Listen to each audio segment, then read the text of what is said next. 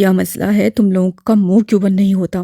फरहान ने परिंदों के मचते शोर से तंग आकर आंखें खोलते हुए कहा और फिर उसकी निगाह हसाम के बिस्तर की जानिब गई, जो कि फोल्ड हुआ ही पड़ा हुआ था, जिसका मतलब था वो रात भर सोया ही नहीं। वो भी उसे देखने के इरादे से टेंट से बाहर निकल आया, तो उसे ज़्यादा मेहनत नहीं करनी पड़ी, क्योंकि वो पास ही दर्द के साथ पुश लगाए आसमान को देखने में मसरूफ था। Good morning. सारी रात जागे हुए प्रिंस? क्या प्रिंसेस की यादें तुम्हें सोने नहीं देती, जो उसका चेहरा इस आसमान में ढूंढ रहे हो? भाई थोड़ी मेहनत कर लेते। वो यहीं इसी जगह इस रेड टेंट में सो रही है। उसने उसके पास आकर शरारत से कहा। जब उसकी जानिब से कोई जवाब नहीं आया तो उसे किसी गड़बड़ का एहसास हुआ। क्या हुआ? वो फौरी संजीदा होकर पूछने लगा। I got bad news from France last night. उसके जवाब पर उससे कंधे को थपथपाया और मजीद एक लफ्ज़ नहीं कहा, क्योंकि उस बारे में बात करने को कुछ रहा ही नहीं सवाए तकलीफ और दर्द के। सब इकट्ठे होकर ऑर्डर से मिलने का इंतजार करने लगे। उनमें से कुछ मुकम्मल तौर पर जाग रहे थे और कुछ अभी भी थोड़े थोड़े नींद की कैफियत में थे। आप सब लोगों के पास फ्रेश होकर नाश्ता करने के लिए 30 मिनट हैं, और कल से जो भी लेट उठेगा, बेशक फिर वो 2 मिनट के लिए क्यों ना हो, उसे नाश्ता लंच के साथ ही मिलेगा। इससे पहले उम्मीद ना करना। अफवाह ने टोटोक लहजे में कहा। उसके जाने के बाद सब जल्दी से फ्रेश होकर नाश्ता करने के लिए मेस्तुमार रूम में आ गए। एक दूध का ग्लास और पैनकेक्स अपनी डिश में रखकर हसाम के पास आकर बैठ गई, जो काफ़ी पीने में मसरूफ था। गुड मॉर्निंग, वो मुस्कुराते हुए बोली, क्योंकि परिंदों की चहल पहल ने उसके चेहरे को मुस्कुराहट से सजा दिया था। मॉर्निंग, वो खुश से लहजे में बोला तो वो उसे बस देख कर रह गई। तुम नाश्ता क्यों नहीं कर रहे? उससे बात को आगे बढ़ाना चाहो। अपने काम से काम रखो। वो तलही से बोला तो उसके दिल में दर्द सा उठा।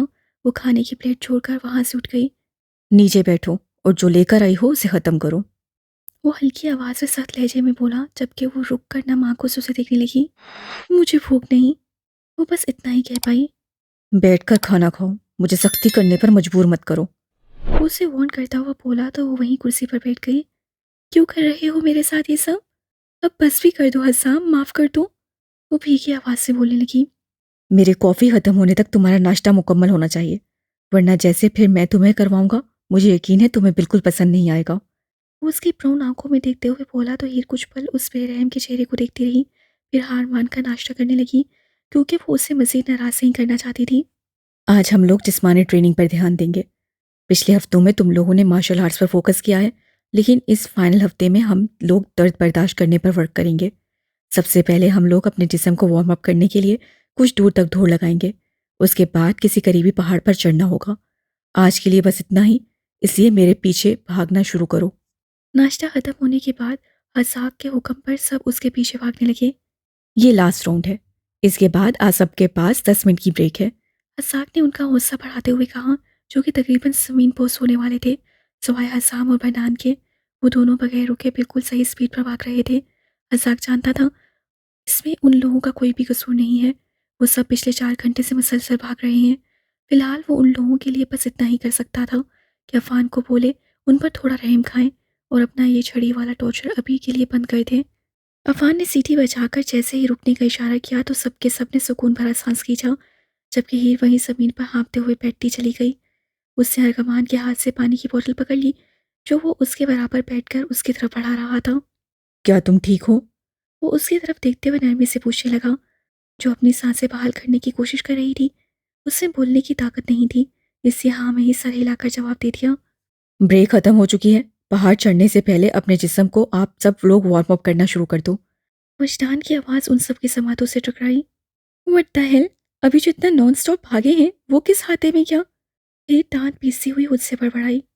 वो जस्ट मॉर्निंग एक्सरसाइज थी। सोहान जो उसके पास ही खड़ा था उसके कान में सरगोशी नुमा बोला, जिस पर वो आंखें घुमा कर रह गई। आप लोगों को 3 ग्रुप्स में तकसीम किया जाएगा।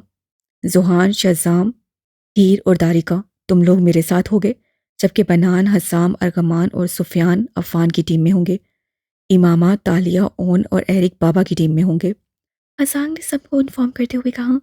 हर ग्रुप के मेंबर अपने बताए हुए इंस्ट्रक्टर की जानिब बढ़ गए। वार्म अप सेशन में अजाक ने अपने ट्रेनीज को ज़्यादा थकने नहीं दिया। उनसे हल्की फुल्की एक्सरसाइजेस करवाई, ताकि जो उसके बाद होने वाला है उसमें अपना बेस्ट दे सकें। वजदान साहब ने अपने बेटे जैसे ही नॉर्मल एक्सरसाइजेस करवाई, जबकि अफान ने अपने ट्रेनीज पर सरा रहम नहीं खाया और उनसे काफ़ी हार्ड वर्क करवाया। 20 मिनट के बाद अफान ने वापस से सीटी बजाई, तो 5 मिनट की रेस्ट के बाद वो सब लोग पहाड़ की जानिब चढ़ गए, जो मुकम्मल शांत से ऐसे खड़ा था जैसे उस एरिया में असल राष्ट्र उसी का हो। यही पहाड़ है जिसे आप लोगों ने आज चढ़ना है। This exercise is a killer for your legs, lower back and lungs. इसमें कामयाब होने के लिए सांस लेना बहुत ज़रूरी है। अक्सर इंसान खोखलाहट में सांस लेना ही भूल जाता है। वो आप लोगों ने हरगिज़ नहीं करना। बाकी सब आप लोग ये मिशन मुकम्मल कर लोगे। वैशांत साहब अपनी टीम से रूबरू होते हुए बोले और आखिर में उन्हें थंब अप का इशारा करके पहाड़ चढ़ने का इशारा किया। 1 घंटा गुजर चुका था, लेकिन हीर अभी तक ग्राउंड में ही बैठी हुई थी। उसे बिल्कुल समझ नहीं आ रहा था इस फजूल पहाड़ पर कैसे चढ़े। वो ऊपर जाने की कोशिश करती, लेकिन वापस से ज़मीन की जानिब गिर जाती। यार, हमसे ना हो पाएगा। मैं कोई जंगल की महारानी नहीं हूँ जो बंदरों की तरह यहाँ से वहाँ छलांगे मारकर चढ़ जाऊँ। मुझसे नहीं होता, ये नामुमकिन है। दारिका भी बार बार कोशिश करने के बावजूद नहीं चढ़ पाई तो हीर के पास आकर बैठते हुए बोलने लगी, है नामुमकिन तो नहीं, क्योंकि मेरे जंगली भाई और कुछ कजन्स इसके ऊपर चढ़ने में कामयाब हो चुके हैं, लेकिन मैं क्या करूं, मुझसे नहीं हो रहा। वो पहाड़ को घूरते हुए बोली, जैसे यहाँ खड़ा होना ही उसका सबसे बड़ा कसूर हो। मेरे अभी तक इतने खामोश और पुरसुकून होने की वजह तालिया है, क्योंकि वो भी हमारी तरह अभी तक ग्राउंड पर ही है। इन्हें मजाइका खेस मुस्कुराहट अपने चेहरे पर सजाते हुए कहा, तुम्हें वो इतनी नापसंद क्यों है? वो उसकी डार्क ब्राउन आंखों में दिखते हुए जसूस से पूछने लगी, क्योंकि उसकी निगाहें जो मीरा है उसी पर हमेशा टिकी रहती हैं। जब वो हसाम से यूं सरेआम फ्लर्ट करना बंद कर देगी तो मैं भी उसे बाकी सबकी तरह ट्रीट करना शुरू कर दूंगी। इन्हें शोला बरसाती नजरों से तालिया की जानिब इशारा करते हुए कहा, जो हसाम के कान में कुछ कह रही थी, जिस पर दारिका नाम में सर हिलाकर मुस्कुराने लगी। यहाँ मौजूद हर इंसान जानता है हसाम तुम्हें चाहता है। बिन फजूल चीजों से खुद को क्यों परेशान करती हो? वो उसे समझाते हुए बोली, लेकिन जो मेरा है वो सिर्फ मेरा है, कोई और उसे इस नगाह से देखे मुझे बर्दाश्त नहीं। वो एक एक लफ्ज पर जोर देते हुए बोली, लेडीज, अगर आप दोनों की गपशप हो गई हो तो बराए मेहरबानी वापस से कोशिश करके आज की एक्सरसाइज मुकम्मल करें, ताकि हम लोग फिर वापस जाकर लंच और आराम कर सकें। इससे पहले दारिका कुछ कहती उन दोनों की तवज्जो हासिल के अल्फाज से ही जी, जो आईब्रो उचकाकर उन दोनों की जवाब का मुंतजिर था। हाँ जी, बिल्कुल, हम ये नामुमकिन एक्सरसाइज आज ही करेंगे। अगर नहीं किया तो वजदान अंकल के मुताबिक हमें आज लंच नहीं मिलेगा, और जहाँ तक मेरा ख्याल है वो अब हमें अगले हफ्ते ही मिलेगा। तारिका ने अपनी कज़न की जानिब देखते हुए पुरतपाक लहजे में कहा, you have a smart mouth little girl. हसाक ने उसके बालों को खराब करते हुए कहा, जिस पर वो मुंह बनाकर उसे बच्चों की तरह जुबान निकाल कर दिखाने लगी।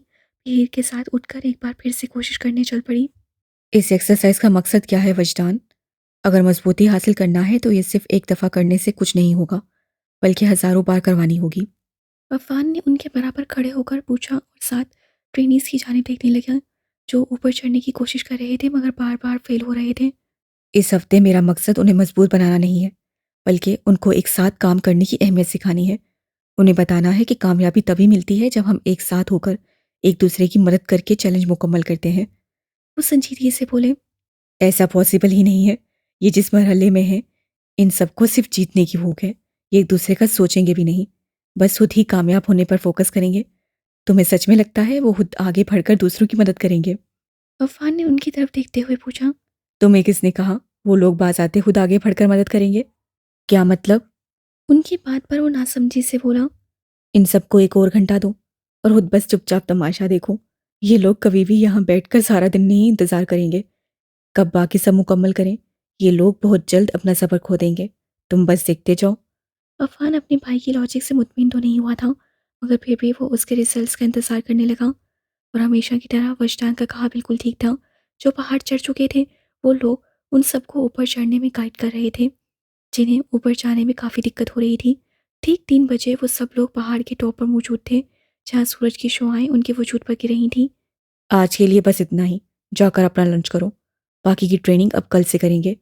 जब तीनों इंस्ट्रक्टर्स भी ऊपर पहुंच गए तो वजदान साहब ने सब बच्चों की जानिब देखते हुए कहा, जिनके चेहरों पर थकावट के असरात नुमाया थे, वाह, ये खाना काफ़ी मज़ेदार है।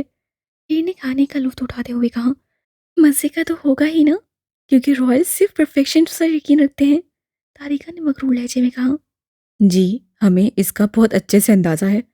रहमान, जो उन्हीं की टेबल पर बैठा हुआ था, तंजिया लहजे में बोला, क्या तुम मुझे बताना पसंद करोगे आज हमारे टेबल पर तुम क्या कर रहे हो? वो गुस्से से उसकी तरफ देखते हुए पूछने लगी, क्यों, तुम रॉयल से ये जगह भी खरीद ली है? मेरी मर्जी, जहाँ दिल करेगा बैठूंगा। उठा सकती हो तो उठाकर दिखाओ। उसे चैलेंज करती निगाहों से देखता हुआ बोला। पहली बात, जहाँ रॉयल्स हो वो जगह उन्हीं की हो जाती है। हमारी मौजूदगी ही उसे हमारा बना देती है।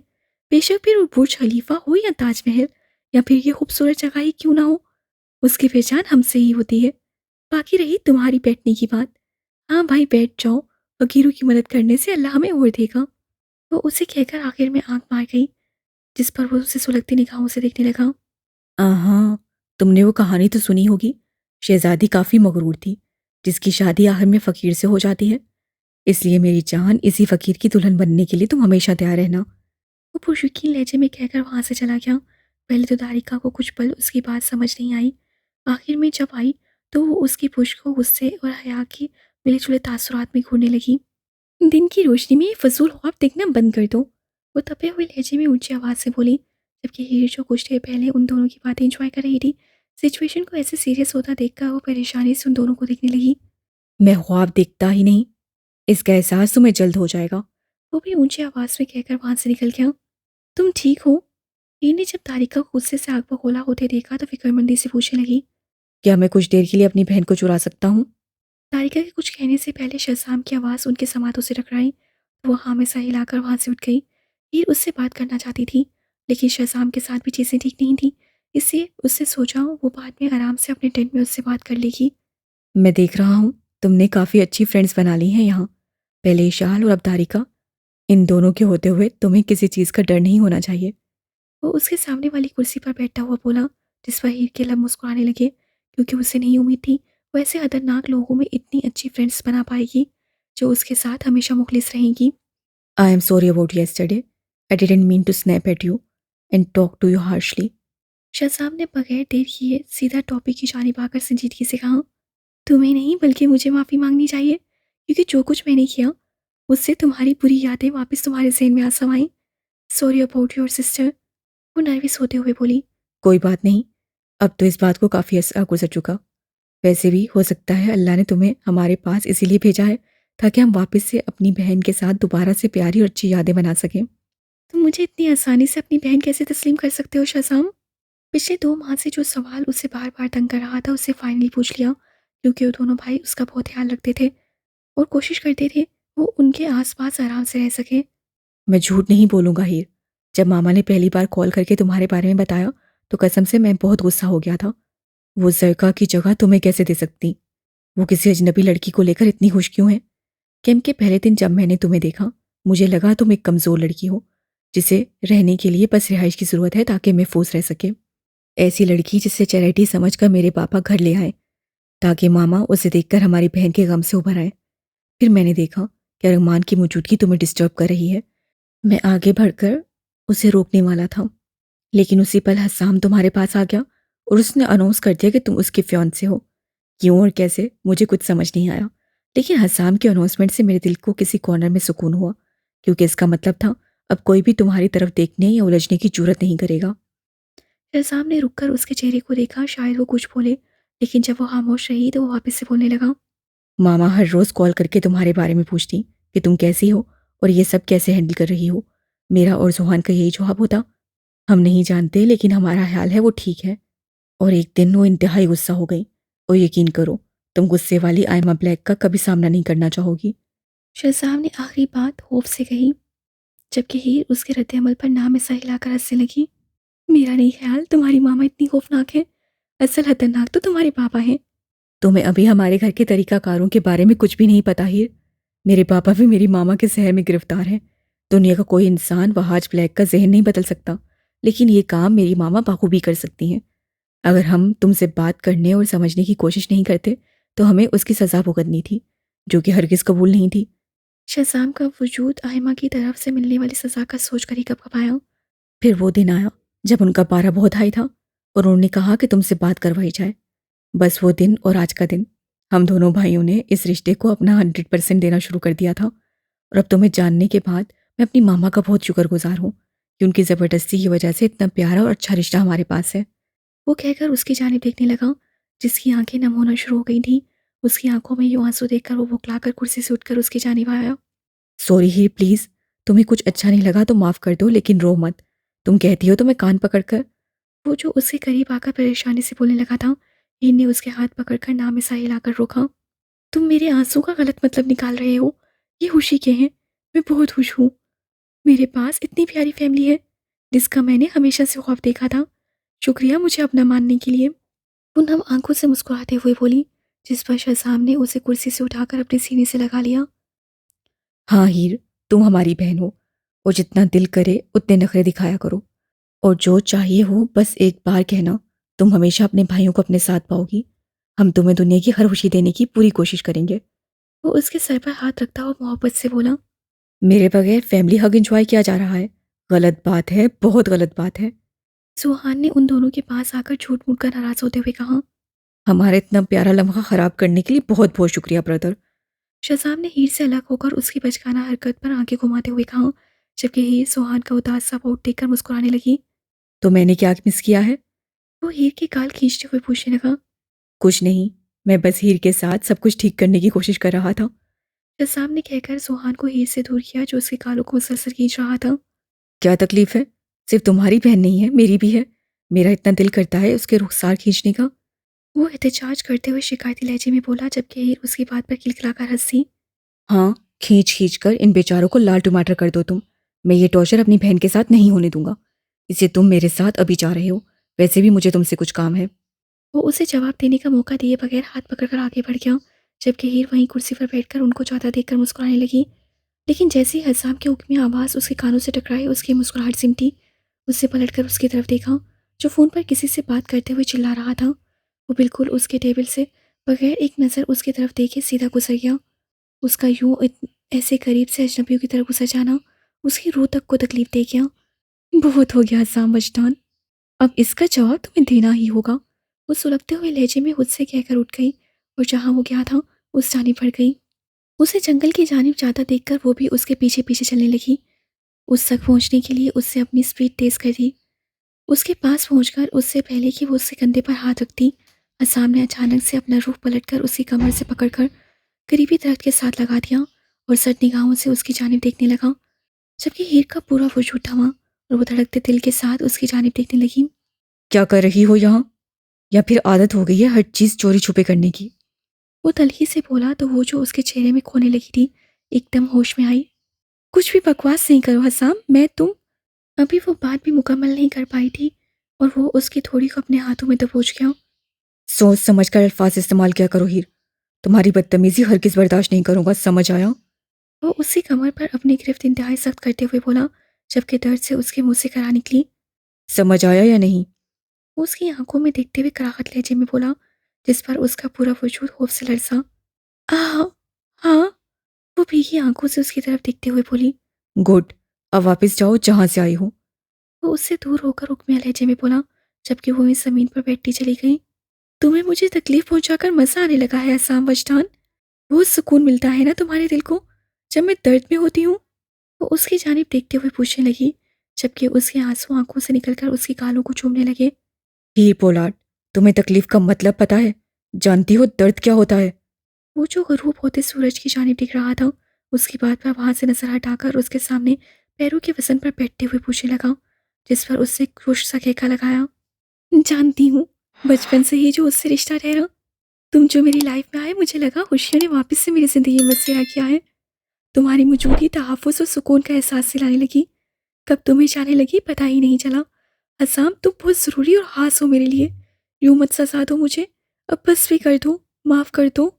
वो उसके सामने बच्चों की तरह रोते हुए बोली। हीर, अगर मैं इतना ज़रूरी होता तो तुम मेरा भरोसा कभी नहीं तोड़ती। तुम्हारे लिए मैं कभी इतना खास नहीं। शायद दूसरे रिश्ते भी बहुत अहम हैं। वो कहकर वहां से उठ गया। तुम इतने पत्थर दिल क्यों हो असाम? तुम्हारा ये दिल क्यों नरम नहीं पड़ता? तुम्हें तर्स क्यों नहीं आता?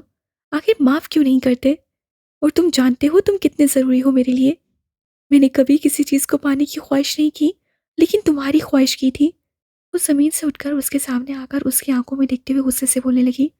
क्योंकि तुम्हें किसी सहारे की ज़रूरत थी, इसलिए तुमने ख्वाहिश की ही। तुम्हें मैं सिर्फ तहफ़्फ़ुज़ का ज़रिया लगा, जिससे तुमने शादी कर ली। बस तुम्हें तुम्हारी ख्वाहिश मिल गई और ये किस्सा कहानी ख़त्म हो गई। वो शोला बरसाती नजरों से देखते हुए बोला। असाम, तुम कुछ भी बोल रहे हो। ऐसा कुछ नहीं है।